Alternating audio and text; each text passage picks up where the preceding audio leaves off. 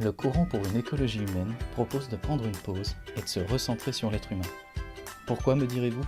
Parce qu'ici, on part du principe qu'en prenant soin de la personne, dans une dynamique vertueuse, elle pourra alors prendre soin de son environnement. Ce qu'on valorise dans ce podcast, les personnes qui créent des chemins de sortie de l'époque moderne. Une vraie source d'inspiration. Alors, abonnez-vous.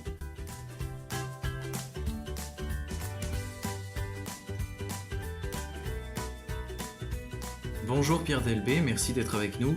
Pourriez-vous vous présenter s'il vous plaît? Je suis philosophe de formation, je fais du conseil auprès des entreprises, je fais du coaching, j'accompagne des personnes qui sont dans l'exercice de responsabilité. J'ai écrit 3 livres, un premier livre qui s'appelle Le travail inspiré, le deuxième qui s'appelle Aristote, 10 clés pour repenser le management, et le dernier, donc, Affronter les coups du sort, petit traité de résilience. Pourriez-vous nous parler du concept de résilience? Qu'est-ce que c'est concrètement? Pour dire ce que c'est que la résilience, moi j'aime bien prendre un petit exemple. Et l'exemple, c'est une plante qui vit en Afrique du Sud et qui a comme particularité de sortir de terre à une seule condition, à savoir qu'il y ait un incendie de forêt. Et quand il y a un incendie de forêt, c'est le noir évidemment partout, des cendres partout, et 4 jours plus tard sort une plante extraordinaire orange qui s'appelle le lys du feu. C'est la première plante à sortir et qui va être justement le déclenchement d'une résilience. Alors, qu'est-ce que c'est que la résilience? Vous voyez, c'est le fait de pouvoir rebondir par rapport à un traumatisme. Et ici, le traumatisme, évidemment, c'est le feu. C'est extraordinaire, cette plante peut résister, les graines peuvent rester sous terre pendant 15 ans, pour vous dire simplement qu'il y a une capacité de résistance tout à fait extraordinaire. La résilience est différente de la résistance. La résistance, c'est cette capacité que l'on a à affronter, je dirais, un traumatisme et à demeurer vivant, à survivre à un traumatisme. Et une fois que le traumatisme est passé, eh bien à ce moment-là, il y a un rebond. C'est ça, effectivement, la résilience. C'est vrai pour la nature, c'est très important même pour la nature, mais c'est vrai aussi pour l'être humain. Il nous arrive des choses difficiles, des événements qui sont plus ou moins graves, et nous avons à rebondir. Quelques-uns de ces traumatismes, nous n'y résistons pas. Il faut toujours dire que la résilience n'est pas un coup de baguette magique. Il y a des traumatismes auxquels on ne se remet pas. Il y a des situations dans lesquelles eh bien, on arrive à se remettre. C'est ça la résilience. C'est un rebond qui nous permet effectivement d'avoir une nouvelle vie après un traumatisme ou une grande épreuve. Comment on distingue justement l'épreuve du traumatisme? Boris Cyrulnik distingue l'épreuve du traumatisme. Il dit souvent que le traumatisme, c'est une épreuve qui nous fait dérailler, alors que l'épreuve, eh bien non, vous voyez, lorsque l'on a perdu un grand-père quand on est petit, bon voilà, c'est très triste, mais le cerveau ne déraille pas. On déraille à partir du moment où l'épreuve est tellement intense qu'il y a quelque chose en nous qui n'arrive pas à supporter et qui, d'une certaine manière, perd les pédales. Le traumatisme est d'autant plus fort qu'il est imprévu et qu'on n'a pas pu le prévoir. Il y a un proverbe latin de Sénèque qui dit on voit le gladiateur quand il arrive dans l'arène. C'est vrai, c'est justement dans l'épreuve qu'on va donner souvent, on va essayer en tout cas de donner le meilleur de soi-même, etc. Mais d'une certaine manière, on improvise parce que on ne s'attend pas du tout à ce qui nous arrive. Mais je dirais simplement que le gladiateur qui arrive dans l'arène, il s'est préparé avant. Il n'arrive pas comme ça la fleur au fusil, vous voyez ce que je veux dire? On ne sait jamais comment on va se comporter face à un traumatisme, quel qu'il soit. Il y a une chose que l'on peut dire, c'est en se préparant, c'est-à-dire que c'est en essayant de se connaître soi-même, c'est en essayant de connaître quelles sont les stratégies que nous utilisons le plus souvent par rapport à des épreuves qui sont des épreuves un petit peu moins grandes dans notre vie, plus ou moins conscientes, que l'on va pouvoir effectivement se préparer et donc être capable d'affronter des coups qui sont plus durs. Est-ce que vous pourriez nous parler du concept de résilience un peu plus en détail? Est-ce qu'il y en a différents types par exemple? Il y a 3 sortes de résilience. Et une première forme de résilience où voilà, nous avons subi un traumatisme, nous survivons, mais mal. Et là, effectivement, la séquelle est extrêmement présente.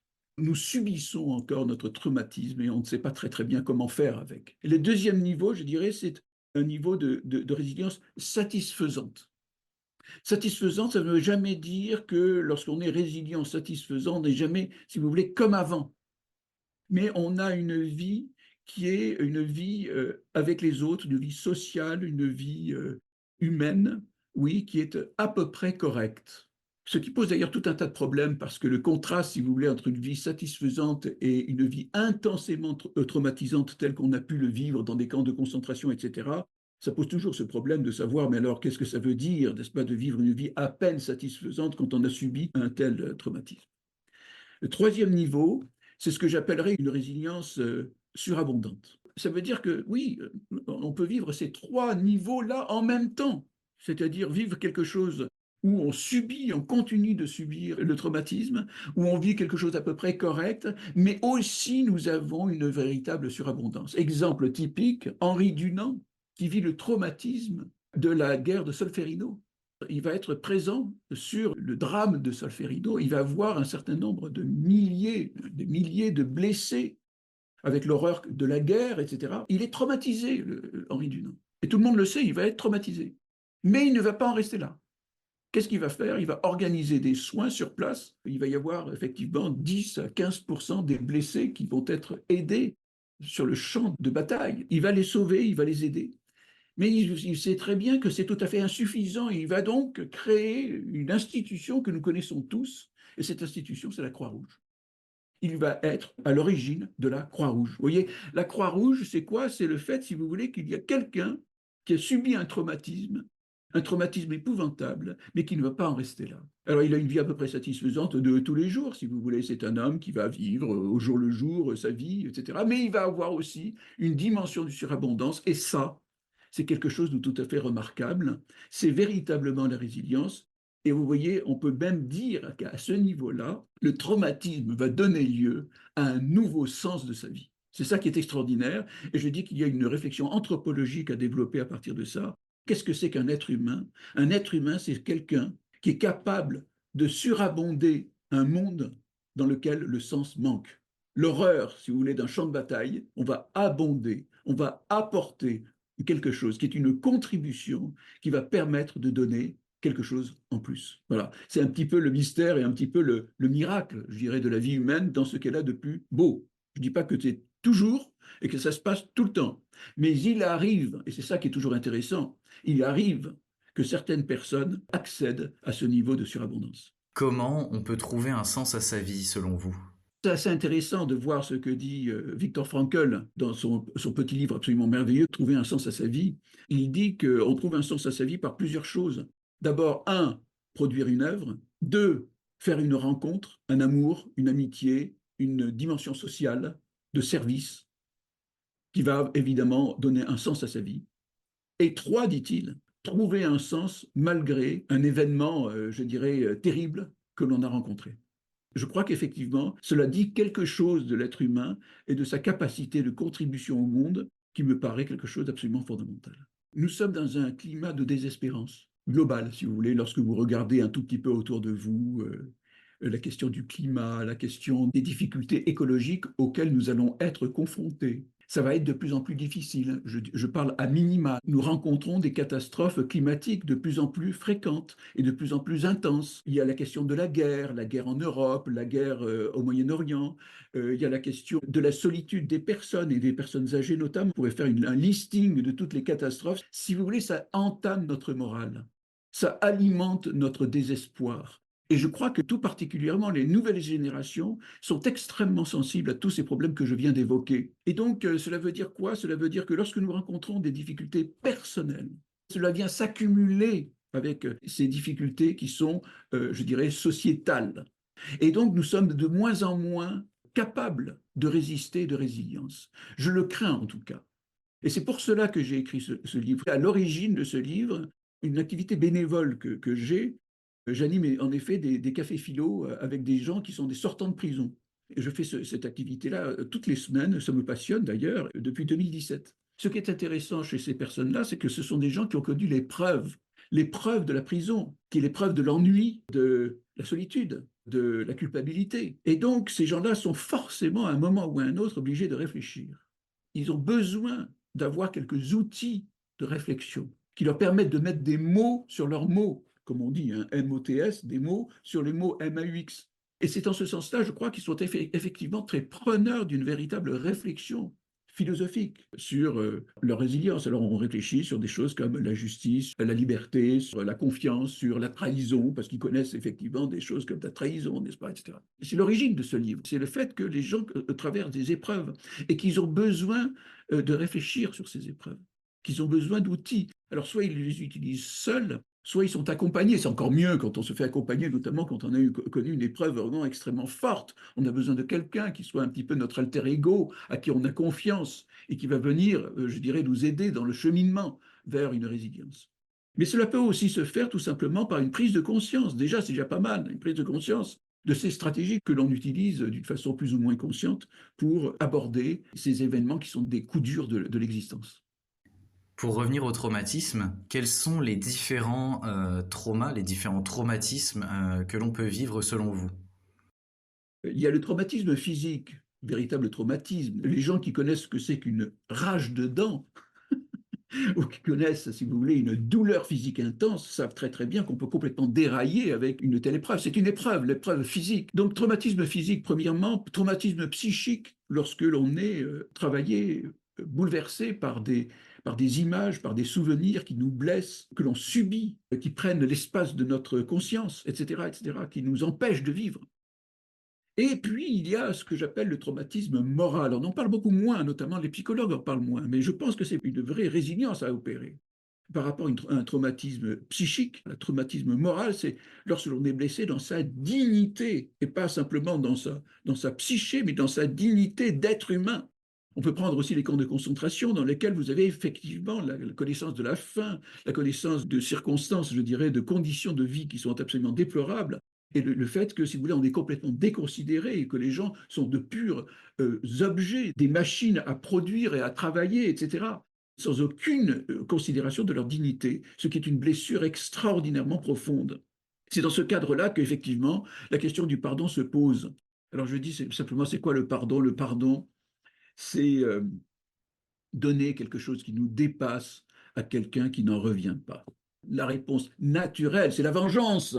Œil pour œil, dent pour dent, je vais te faire vivre la même chose que tu m'as fait vivre. Et encore, si je te fais vivre la même chose, c'est que je suis extraordinairement raisonnable. En général, on donne un surplus et on rentre dans ce système qui est le système de la violence. Et de la violence qui va grandir, qui va grandir, qui va grandir, jusqu'à venir, je dirais, détruire en fait la relation. Je trouve que, si vous voulez, cette question du pardon, et qui est un sommet de la résilience morale, il y a des gens qui sont incapables de pardon tout simplement parce qu'ils n'y arrivent pas et que ce n'est pas possible pour eux et qu'ils veulent oublier. C'est déjà pas mal de pouvoir oublier. Mais je dis simplement, ceux qui y arrivent montrent là une voie qui est une voie de surabondance qui mérite notre curiosité à tout le moins et notre admiration peut-être aussi. Qu'est-ce que c'est la résilience pour vous? La résilience, ça ne se décide pas. La force, vous l'avez ou vous ne l'avez pas. La vitalité, vous l'avez ou vous ne l'avez pas.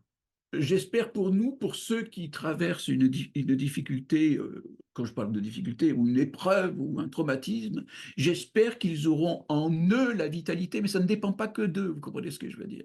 La vitalité, c'est quelque chose qui est en nous, et qui est notre force vitale, et que cette force vitale, elle ne se décide pas. Cette force vitale, elle n'est pas purement biologique, elle est aussi spirituelle. Nous avons la respiration, c'est une certaine alimentation, si je puis dire, où nous prenons l'oxygène du monde qui nous permet de vivre. La spiritualité, c'est la même étymologie que respiration, spiration, esprit. Même étymologie, vous voyez ce que je veux dire. Nous avons aussi cette vitalité qui est notre respiration spirituelle.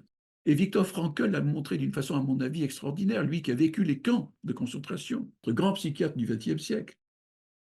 Il montre que, effectivement, ce que l'on oppose à un événement tragiquement injuste et que nous subissons sans possibilité de l'éviter. Ce que l'on oppose, ce n'est pas simplement notre vitalité physique, mais c'est notre vitalité morale, notre vitalité spirituelle, toutes les forces psychiques de notre détermination, tout ce qui fait que précisément il y a en nous quelque chose de radical, au sens de racine, de radical, qui s'oppose à la chose injuste que je vis. C'est Kant qui définissait le courage comme le pouvoir de s'opposer à un adversaire puissant et injuste. C'est notre force morale, le courage fait partie de notre vitalité, notre force, notre capacité d'irascibilité. Nous avons en nous, si vous voulez, cette puissance vitale qui va pouvoir se déployer pour, je dirais, contrer, pour s'opposer à quelque chose qui est injuste, etc.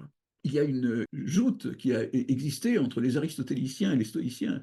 Est-ce que la colère est nécessaire pour être un bon soldat? Les stoïciens disaient non, c'est la maîtrise, il faut être dans la maîtrise de soi. Et Aristote disait non, la colère c'est très très important parce que ça vous donne la rage de vaincre, etc. Sauf, disait-il, que la colère, n'est-ce pas, c'est un bon soldat et un mauvais capitaine. Voilà. Ça veut dire quoi? Ça veut dire que cette puissance vitale qui est non encore raisonnée, mais qui est présente en chacun d'entre nous, et qui est cette puissance de s'opposer, puissance vitale, puissance biologique, puissance spirituelle, etc.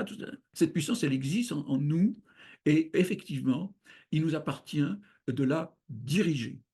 C'est pour ça qu'il faut toujours avoir une très grande maîtrise. Et c'est là où, si vous voulez, à mon avis, bon, moi qui suis très aristotélicien, je considère que Aristote a tout compris, n'est-ce pas? C'est effectivement la raison qui pilote et qui doit essayer, dans la mesure du possible, parce qu'on n'en est pas toujours capable. Les circonstances peuvent être extraordinairement bouleversantes et on peut perdre des pédales. Il nous appartient de guider notre force vitale vers quelque chose auquel nous consentons du fond de notre âme, comme disait Platon, aller à la vérité avec son âme tout entière. C'est aussi de la force vitale, aller à la vérité avec son âme tout entière. C'est magnifique comme expression de Platon. De quoi je suis capable? La question qui est posée derrière, en fait, la résilience, c'est de quoi suis-je capable? Vous savez, il y a une phrase, je ne sais plus qui dit ils ont réussi parce qu'ils ne savaient pas qu'ils en étaient capables. Je ne me rappelle plus qui dit ça, mais c'est une phrase que j'aime beaucoup. Ils ont réussi parce qu'ils ne savaient pas qu'ils en étaient capables.